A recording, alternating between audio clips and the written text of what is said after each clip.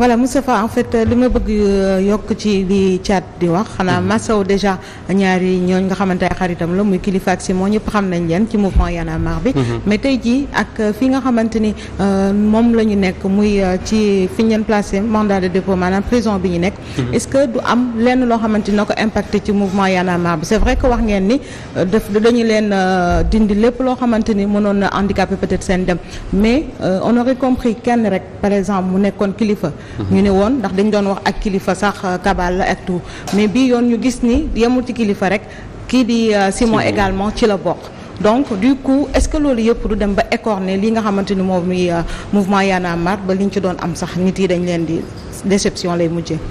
D'abord du ci la bokk parce que les deux affaires ne sont pas les mêmes affaires. Kilifeu et Simon. La relation Simon Kilifeu. La relation Simon Thier ak Thier Kilifeu bokkul. Donc du c'est pas la même affaire. Donc muy benn chose. Y'en a marre est très à l'aise. Pourquoi Y'en a marre est très à l'aise? Parce que posture bi ñu gis ci vidéo yi ñun cautionné wuñu ko et Sénégal yëpp dégg nañ ko. ñun Y'en a marre cautionné wuñu ko et que moo tax on comprend beaucoup de Sénégalais yu ci indigné wu. wala beaucoup de Sénégalais yu ci am lu leen métti on les comprend parce que ñun dafa bokk ci li ñuy prôné ay valeurs ak ay yu demee ni que moral. moo tax sincèrement soluma robe avocat toog fii. pour Simon ak pour Kilifeu. suñu duggee ci domaine juridique. ils sont très armés et ils ont tout ce qu'il faut pour se défendre. Les éléments et la crème de la crème des avocats pour les défendre man gëm naa ne. buñ taxawee ci devant le juge non lieu lay doon dañ leen dem la ngeen ñibbi relax en tout cas relax lañ leen di wax dem la ngeen ñibbi parce que le dossier juridiquement. pour le démonter c'est très facile am nañ de la matière. et aussi les hommes qu'il faut pour pouvoir les défendre ça loolu c'est déjà réglé. D'accord. Bu ma ñëwee nag ci wàllu Y'en a marre parce que aujourd'hui on fait face à 3 justices. La justice bi nga xamante ne c'est dame justice mooy bi ma la wax léegi. les avocats les juges les procureurs et autres. boobu man jàpp naa ne réglé nañ ko ba pare parce que buñ fa demee ba yegg fa on saura et ils sauront les défendre ba liñ ciy yaakaar ñun ñu am ko ci. beneen justice bi mooy ban mooy justice su mbedd mi bi nga xamante ne yaana ñoom Simon ak Kilifeu bu ñu génnee ci lii incha allah. ils feront face aux Sénégalais et ils auront leur mot à dire et xam naa Sénégalais yi suñu tegee ci balance côté gauche. Simon qui a le passeport français le passeport sénégalais depuis 2005 il quitte la France il rentre au Sénégal il ubbi entreprise di embaucher ay nit di produire ay artistes di produire ay jeunes. 2011 ñëw askanam soxla mu bàyyi lépp li mu doon def génn ci mbedd mi di xeex nit ñi di ko dóor di ko tëj ba mu am ci ay problème AVC fi def ci lu nekk ndax mbëbëtu Sénégal ndax jafe-jafe yi Sénégal suñ tegee loolu ci benn poids teg ci beneen poids benn simple vidéo je pense que les Sénégalais sauront nan la ñuy apprécier su boobaa naka noonu it Kilifeu tous les combats yi mu bokk li mu jaay ci life am yépp pour ce Sénégal là su boobaa cette deuxième justice bi may woowee li ñuy woowee morale les gens apprécieront et gëm naa ne Sénégalais yi dinañ xam ne en tout cas lii boo ko tegee ci balance bi teg lii ci balance bi on peut pas être amnésique à ce point et oublier ce que ces gens là ont fait beneen justice bi nag mooy une certaine presse ak les gens du pouvoir qui veulent à travers cette affaire assassiner et liquider le mouvement Y'en a marre et ce combat là c'est nous Y'en a marre qui allons le mener te ñu ngi koy mener. Est-ce que prêtez wu leen le flanc? Non comment prêter on n'a jamais prêté le flanc le Y'en a marre en tant que entité en tant que institution est resté li mu doon. parce que bu fekkoon ne dañoo taxaw jël une autre posture sénégalais yi mën nañu poser wu ay questions mais c'est pas parce que y a un truc qui a affecté 1 ou 2 membres du mouvement. que le mouvement li mu def yëpp dañ koy remettre en question. loolu xel mënu ko sax nangu. pour embrayer ci Ramatoulaye di wax est-ce que dans le cadre des enquêtes parce que dinañ ci ñëw léegi yow sa bopp déglu nañ la. est-ce que il est sorti quelque part ñu tudd le mouvement Y'en a marre ci enquête yi. jamais il n'a été question de Y'en a marre ci enquête ci police ci quoi que ce soit même Thier lui-même n'a jamais mentionné le mouvement Y'en a marre parce que xamul waa Y'en a marre. d'accord xamul waa Y'en a marre ami d'enfance am la xam. yu màggandool ñun la xam. je dirais même plutôt waa kër gi la xam. donc Y'en a marre yoonam newu ci loolu et ñun Y'en a marre très tôt on avait dit que dañuy def li ñuy woowee libérer les énergies libérer le leadership qui existe en beaucoup de gens boo xoolee. aujourd'hui ana Simon ak Kilifeu ñu nga Rebeuss mais Walfadjri bi ñu soxlaa am nañ beneen membre bu ñu mën a toogal waxtaan. Absolument. tey jii nii ñeneen ñi ngi ci yeneen i plateau donc à chaque fois on a toujours dit que bëgguñu suñu mouvement ñu étiqueté ko benn figure comme beaucoup wala ñu étiqueté ko benn jëmm wala benn autre chose dañu bëgg boo nee Y'en a marre rek nga xalaat Simon Kilifeu Fadel Thiat Aliou Sané wala keneen ak keneen ak keneen looloo tax affecté wul en rien le mouvement maintenant affecté nañu émotionnellement parce que ay nit la ñu sekk ak ay doomu aadama liggéey di xeex boobu léegi am ci ñoom confiance wóolu leen ñu gis leen ci benn anam loolu ñun laal nañu affecté nañu émotionnellement mais ci suñu wàllu liggéey non au contraire tey def nañu campagne pour nit ñi bindu ji ci liste yi parce que élection yaa ngi ñëw ñu ngi wéyal suñu ay activités comme ni ñu ko war a wéyalee. d'accord alors avant may ñëw ci Pape Makhtar Awa dafa am loo xam ne Thiat daf ko wax sax et ça me paraît important parce que depuis quelques jours ñu ngi naan y a beaucoup d'amalgame surtout ñun journalistes là il explique que Thier ci boppam mosul tudd Y'en a marre et li mu ci wax te ça me semble intéressant moo di ne Thier disons que waa kër gi la xam et kër gi n'est pas Y'en a marre. kër gi n'est pas Y'en a marre comme ni mu ko waxee ñoom la xam ñoom waa kër gi ñoom ñoo ñëw fekk ci Y'en a marre ñu samp ay kuréel yu bëri la ay entités yu bëri la ñu ñëw taxawal benn mouvement citoyen de ce fait mbir mi peut-être que dañ ko bëgg yóbbu foo xamante ne pour éclabousser li nga xamante ne moom moo di Y'en a marre mais domaine privé boo xamante ne ñu la peut-être que li leen concerne même pas le groupe kër gi le groupe kër gi bu fekkee dégg naa baax li ñuy wax mais tey jii Moustapha dafa am lenn loo xamante ne buñ ko réeree mbir parce que man mbir mi bi muy am boobu ba léegi ñuy wax dafa am chronologie boo xamante ne moom la ñu wax a topp ndax mbir mi bi muy xew ñuy tudd wàllu kilifa vidéo yi di génn Thierno boobu mi ngi woon en prison muy benn man loolu ba léegi je m'interroge boobu mi ngi woon en prison on est resté 45 jours procureur autosaisiru dans cette affaire-là qui a porté plainte muy domaine privé kan la ñu lésé ci affaire bi muy beneen problème on a tout entendu ne am na ñu nekk ci ginnaaw Thier pour dédouaner Thier ci ay délits yu mu def looloo tax tey ñu bëgg taqal ñi nga xamante ne ñoom ñooy ay kilifa ak suma te comme yi ñuy gis ci film américain yi quoi say policiers américains yi jàpp nit ne ko jox ma diw ñu bàyyi la waaw nga jaay diw ñu bàyyi la peut-être que pour dédouaner boppam foofu la mënoon jaar mais dafa am leneen loo xamante ne itam Moustapha nañ ci taxaw tuuti moom moo di ne ñi nga xamante ne ñoom ñoo nekk ci ginnaaw Thier doon lëñbët loolu ba Thier mën a jël vidéo yooyu joxe ko muy beneen problème xam nga deuxième thème bi dinañ ci ñëw mooy divulgation de vidéo yooyu mais tey jii tamit dafa am beneen wax boo xamante ne démb génn na ci point de presse bi man bi ma déggee ce discours de Ousmane Sonko li muy wax ne kilifa loolu la ko wax par rapport au procureur li mu ko waxoon ne yéen ñëpp vous allez payer moo di ne affaire bi au-delà de cette affaire kilifa ak Simon ni ñu ko bëgg a waxee ne du Y'en a marre et tout tudduñu ci Y'en a marre benn ci enquête bi mais tey jii nag li ñu mën a gis moom moo di ne benn salve la ñu tiré jëmale ko ci ñi nga xamante ne moom moo di Y'en a marre. d'accord maa ngi lay laaj xam naa Pape Sané day ñëw après est-ce que bi Ousmane Sonko waxee loolu gëm nga ko ne Bassirou Gueye wax loolu.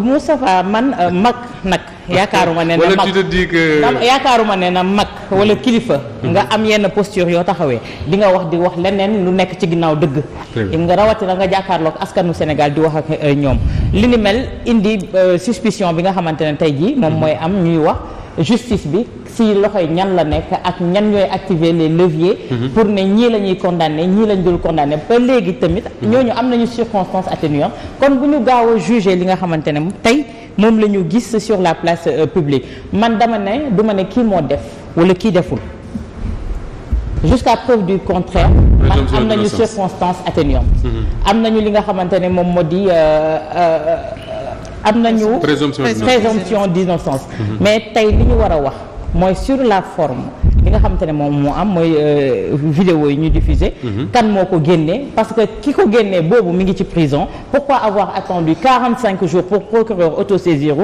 et il y a plusieurs dossiers yoo xamante ne on attendait que le procureur mu autosaisiru ci dossiers yooyu alors dinañ wax ci vidéo yi lu bëree bëri parce que liir naa sànq mbokk moom Bougazelli mu ne day porter plainte gendarme yi génne vidéo on en parlera ci kanam tuuti mais Pape Makhtar vendredi vendredi bi nga fi toogee. waxoon nga ci li nga waxoon gëm yow ne moo waral ñu jàpp Simon. nga ne woon il n'a jamais été question de louer passeport ak quoi que ce soit. affaire xaalis la woon tayle passeport mu jur léegi bi nga gisee les vidéos sur la vidéo de Simon. est-ce que da ngay raviser ses positions da ngay relativiser wu da ngay.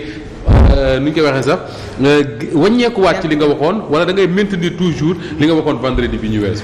waaw xam nga Moustapha bu nekkoon par exemple bu may wax dama koy ànd ak benn légèreté. bu may wax dama siy delluwaat. très bien mais heureusement pour moi. dafa am liggéey boo xamante ni bu ma koy def dama siy jël sérieux bi wax. c'est important. xam nga ba ñuy def émission. dama jël li nga xamante ni mooy travail de recoupement bi ñuy wax. déglu. Simon mënoo ko déglu directement mais am na ñoo xamante ni boo jaaree si ñoom di nga xam sa version des faits. bien sûr. sa version des faits mooy que moom musul louer passeport yoreelul waa ji 2 millions 2 millions yi mu ko yoreel. benn transaction la diggante moom ak Thier. te transaction boobu garantie bi la passeport bi la. ma jël sa version des faits. ma partagé ko et man à 200% loolu laa koy gëmal damay gis leneen. bien sûr. encore que la vidéo bi ñuy wan di ñu naan parce que maa ngi gis ñi ngi wax une certaine presse. man dama leen jàppee parce que du presse sax loolu paresse la xam nga nit ñoo xamante ne dañu nekk ci catégorisation ñun tooguñu fii pour di layal qui que ce soit. non du tout li ñuy wax mooy ay faits. cette vidéo même boobu ñuy wax ñu ni dafa incriminer Simon. la transaction nekkul Simon jël passeport jox ko ki nga xamante ne mooy Thier mais beneen personne la ñuy wax donc peut-être dafa am 2 wala 3 wala 4 wala 5 transactions. mais li taxoon ñu ko doon entendre c'était sur 2 millions te vidéo boobu parle au-delà de 2 millions. donc nit ñi dañuy bàyyi xel li ñuy wax. ñun dañuy def liggéey bu sérieux te bu ñuy ñëw ci plateau bi di wax li ñuy wax dafay am ay mbir yoo xamante ne dafa am fi ñu koy teg. maintenant li nga xamante ni moom nañ ci war a mën a ñaawlu tey jii mooy effectivement dafa mel ni benn acharnement la c'est-à-dire comme sama classe gi nga xamante ni dañu jàpp ni dañuy défendre Simon lu nekk dégg nañ ko. ñu ngi jël say photo di saaga di wax du n'importe quoi te loolu lu koy def benn site boo xamante ni nee nañu ay journalistes ñoo fa nekk. dafay poser vraiment un véritable problème lan mooy motivation yi parce que aussi il faut qu'on se dise les vérités si dafa am loo xamante ni Macky Sall da ko waxoon ba ñu jugee ci émeute mars yi. dañu ni woon lii fi xewoon mars dootu fi xewaat. te li fi xewoon ay commentaire la woon yi nga xamante ni waa Walfadjri ñi ngi ko doon def ba ñu tëj seen antenne. ñoom jàpp nañu ni commentaire yooyu Moustapha doon def moo incité woon nit ñi ba nit ñi génn. jàpp nañu aussi au niveau de la Sen TV commentaire yi fa nit ñi doon def ñoo leen incité woon ba ñu génn. jàpp nañu aussi ku mel ni Thiat ku mel ni Kilfa ku mel ni Simon bokkoon nañu si ñi nga xamante ni ñoo doon def plateau yi ñooñu aussi lenn nañu mën si ñoom puisque jëm nañ leen corrompre mënuñu leen dañuy jeter le discrédit sur ñoom. sinon comment comprendre wax na ko léegi li nga xamante ni depuis le 28 juillet wala le 29 juillet ba tey ñu doogay wax waxu plainte. ba tey ñu doogay wax waxu information judiciaire pourquoi tout ce temps procureur bi doogay xaar pour jéem a activer boppam. donc je pense que ni vraiment dafa am loo xamante ni man du ma ko gis ci réew damay dégg ñu naan nañ ko bàyyi ak yoon ban yoon. waaw mais c'est une grande question ah. nañu bàyyi yoon def liggéeyam ban yoon ak lan mooy liggéeyu yoon. est-ce que tey jii bakkan yi nga xamante ni dañoo root ci jamonoy mars boobu noonu ñiy wax ci diggante 11 ba 14 personnes xale yooyu noonu ñàkk seen bakkan mérité wu ñu am justice. vidéo pour vidéo alkaati bi rey waa ji fii ci parcelle la vidéo a été partagée partout. bu ma nuyee par exemple gisuñu wala. bu ma nuyee par exemple que vidéo yii ñuy wan man mënu ma ko authentifier. am na ñoo xamante ne dañu naan tu es malhonnête. mais ñoom alkaati yi. bañ leen wanee vidéo dañ leen ni personne n'est en mesure d'authentifier cette vidéo. vidéo yi donc mënoo ni vidéo bii nii nit ki moom moo tiré moom moo rey. parce que vidéo yi yow mënoo xam ni ndegam c'est authentique ou pas. alors ñun bu ñu leen opposé l'authenticité de cette vidéo ñu ne ñu non yéen da ngeen nekk ay personnes yu malhonnêtes parce que da ngeen partial parce que da ngeen far donc je pense que ni vraiment tey sénégalais yi amuñu di jéem a descendre Y'en a marre parce que Y'en a marre. Simon bu dul woon ñoom caat ñiy toog fii ñoom kilifa ak ñoom ñi nga xamante ne ñoom Simon. ak ñeneen bu dul woon ñoom tey jii Sénégal dafa doon dem ci li nga xamante ne mooy monarchie. en quoi. président bi fi nekkoon lu mu doon waajal. troisième mandat xëcc doomam teg kan moo ko doon kaas du yow du man. non man du ma xalaatu dem ci ay manifestation dem ci place de l'indépendance boobu. takk samay bopp ñu may dóor ma mel ni ku wéradi. xalaatuma jël sama bakkan di ko tayle ci ay yenn combat yi donc bu amee ñoo xamante ni dañu jël seen vie di def ay sacrifice man mënuma en retour lu dul di leen naan jaajëf. parce que ñooñu tey jii li ñuy def bu ñu si amoon 10 ba 50 ci quartier bu nekk yaakaar naa ne Sénégal dina avancer mais non dañuy toog di naan non def nañu lii waxoon nañu wax lii waxoon nañu waxee lee beneen mbir mi. xam nga ñun dañu am dañu xaw a ingrat quelque part ay rappeurs nañu te mosuma leen dégg ñu ne dañuy def ay best-seller ñun askan bi nga xamante ni ñoom la kër gi di défendre. ñun ñooy pirater seeni CD bu ñu wootee concert duñ fa dem. keneen chanteur bi ñuy naan moom moo nekk chanteur u ñële. du fay impôt bu wootee suba stade bi day fees dell. donc ñun en retour lan la ñuy defal ñi nga xamante ni ñoo ñuy xeexal bërki démb. kii di Guy Marius Sagna dafa woote ak ñeneen ñi nga xamante ni ñoo lank ni dund gi dafa cher est-ce que gis nga fa sénégalais yi teg fa seen i tànk ñoom seen manifestation yi bu réussir ñan nañ ko réussiral kilo ceeb bu wàññeekoo kan moo ko dul yëpp. donc je pense que ni vraiment il faut que ñu abandonné gis naa Pape Abdoulaye Touré barki dem mu ne man awma jabar awma doom. donc bu ceeb bi yokkee sama yoon nekku ci donc il se bat pour les autres en fait. gis nga vraiment man yaakaar naa ni il faut que ñu bàyyi ce combat par procuration bi ñuy bëgg di wéyal. di naan na Guy Marius Sagna di mener ay combat ñun ñuy toog di critiquer di naan forme bi baax na ak baaxul na Abdou Karim Gueye di dem ñu koy jàpp ñii wëlbati ko di critiquer di naan non wax na waxee négol waxtu yow mën nga nekk ci réew boo xamante ni 11 wala 14 personnes ñàkk nañ seen bakkan Fallou Sène kenn xamul ba tey ci yan condition la deewee kan moo ko rey. Bassirou Faye aussi même chose ak ñaata personnes yoo xamante ni tey jii dañuy nekk di dund benn injustice te ba tey mosuñu dégg procureur di si wax les procureur boobu ñoo taxaw di naan non dafay taxaw parce que moom mooy avocat wu askan bi waaw ñoom xanaa gisuñu Bogozeli mi ngi ne ci réew mi di naan dafay porter plainte benn gendarme ba noppi di jëlaat ay accusation di ko tegaat ci kaw gendarme bi naan daf ko doon laaj xaw ma 50 millions donc je pense que ni vraiment réew mi buñ ñuy wax ay waxu yoon ndax yoon bu amoon ci réew mi kii nga xamante ni mooy Karim Wade du génn Sénégal te ñoom ñoo ko condamné ni Karim Wade daf ñu yoreel 138 milliards. te ba ñuy rendre justice dañoo fëgg ci table ni au nom du peuple sénégalais 138 milliards Moustapha da si am man dama si am keneen daf ci am. donc 138 milliards yooyu balaa ñu koy jël di ko bàyyeeg mii dem waroon nañu wax lu leer naññ ni passeport bii ñu defal Karim de lii moo tax ñu koy defal mu génn réew mi. parce que ñoom ñoo taxaw ni Karim dafa sàcc alalu askan bi. mais dañ ko defal passeport génn dem seen yoon donc justice boobu bu ñu wëlbatikoo nii nag kilifa am confiance ci justice boobu man damay naan déedéet parce que justice boobu moo naroon faagaagal bërki dem Ousmane Sonko. justice boobu ñëpp ñi nga xamante ne dañu taxaw nii dañuy jàmmaar lool ak régime bi nga xamante ne daf fi nekk régime de liberticide nit ñi am ay manifestation bëgg a manifester parce que dañu gis ni lii ñuy war a dund war na mën a soppeeku. baril pétrole yokkul dara yokkul mais pourtant lépp yokk na ci li nga xamante ne mooy dépense quotidienne. donc je pense que ni vraiment ñi nga xamante ne ay activistes nañu tey jii taxaw di xeex pour sénégalais yi nañ leen delloo njukkal. te ñu def attention ci loolu aussi responsabilité presse bi la il faut que ñu xoolaat bu baax a baax lan mooy presse c'est-à-dire bu nekkee yow da nga ni site d'information nga. nañu jël ay journalistes.